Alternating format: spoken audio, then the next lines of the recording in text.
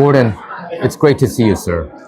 Thank you so much, Michael. Yes. Last time we talked about the predicament of what's going on in South Korea, the crisis, the impeachment of President Yoon. A lot of conservatives and even the moderates in South Korea who opened their eyes regarding a voter fraud, election integrity issue. They are they are very worried. The upcoming verdict of the Constitutional Court.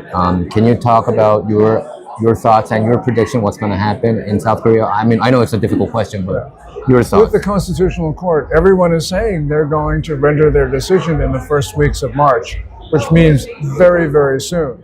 And the problem here is that conservatives and others who want to save South Korea have got to organize fast. Because if there's going to be a new election, I think conservatives will win. But the point is, Minju will steal the election. They stole the election in 2020. They almost stole the 2022 presidential election. 2024, again, we see these unusual results. Where the results don't match the polling. You can have one election where election results don't match polling, but when you have a series of elections where there's a big gap between polling and actual results, quote unquote, you know that screams fraud. And so we got to be concerned that if there's going to be a new election for a replacement president, that there will once again be massive fraud. Fraud that will change the results of the election. So a lot of Koreans are worried if the verdict doesn't go as they wish, which is to bring back President Yoon to the Blue House. They worry that this voter fraud issue would be diminished as well. What do you say to them? Well, I think that if that Minju wins election, the issue of voter fraud is going to be decided on the streets, because I don't think South Koreans are going to put up with another stolen election. There have been so many stolen elections in the South, and there will be protests, they'll be large, and I hope that brings to the National Election Commission that they will have to investigate it. In the past, they've dismissed all charges of voter fraud, even though it was clear evidence. And so I hope that the crowds are so big that they can't do that again. Do you have this firm belief that CCP was indeed somehow involved in this election integrity issue, voter fraud issue in South Korea? In the April 2020 election, it was clear that they were involved. And recently in 2024, we had the National Election Commission actually admit that they had hired Chinese to count votes. It's ridiculous. That to me is just unjustifiable. How can you hire, people from another country to count your own votes? That's just wrong. And Huawei, do you think Huawei has been very suspect too? Yeah, well, Huawei servers, we know in other contexts, have been accessed by Beijing, and we know that they've been using Huawei servers to steal information. So clearly the Chinese were able to use the Huawei servers that the National Election Commission had been using for the South Korean elections. That's just unjustifiable. Yes. A lot of questions that I get from South Koreans are, how can President Trump know about this, and can he help out what President Yoon is facing? I get that question a lot. Yeah. I think the United States should be commenting on this. We comment on foreign elections all the time. Even Venezuela, right? He mentioned it. Venezuela, and I hope that President Trump will say something. Right now, diplomacy is focused on the Western Hemisphere, and to the extent it's not, he's been talking, of course, about ending the war in Ukraine. So I'm not sure that he will actually comment on the South Korean elections, but I hope that he does, because this is our close ally. And we can see China stealing the election. Yi Jae-myung is very pro-China, pro-North Korea, pro-communist, and very anti-American. And we just, it's up to the South Korean people to choose their own leaders.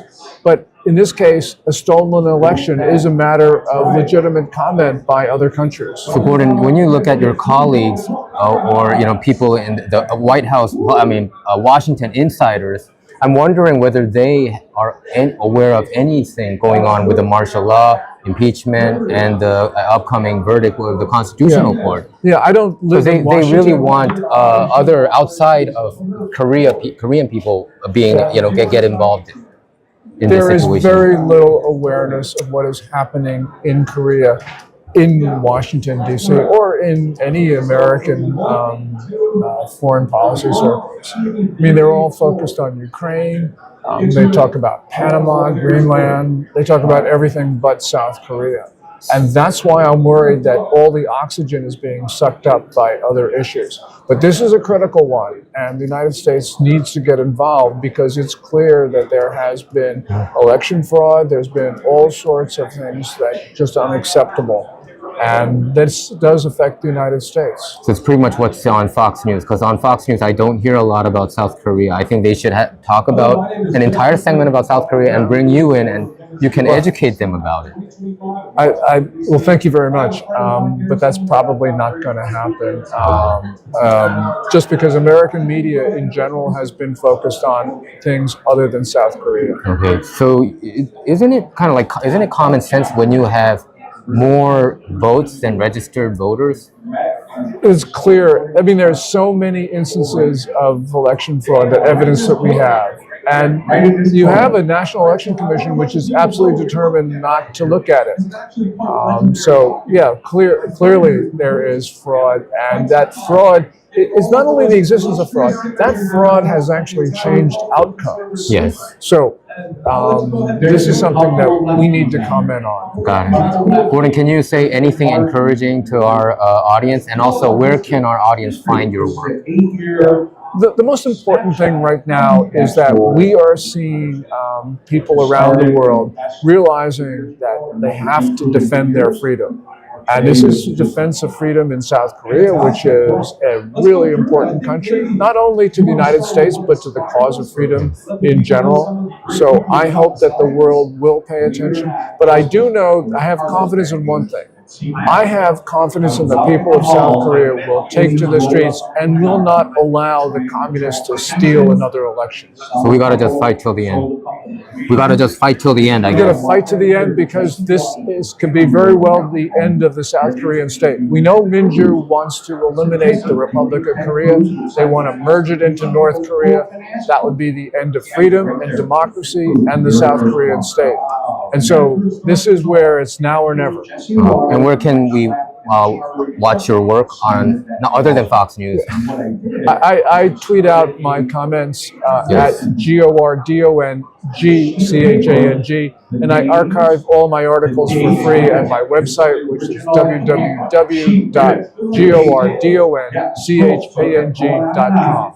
Thank you for all your work, Gordon, and thank you for spreading the message. I know that you're up on the forefront on X. You talk about Korean politics and the people protesting on the street all the time. Thank you very much. Well, thank you. Thank you. It is my honor to be able to do that. So thank you. Thank you.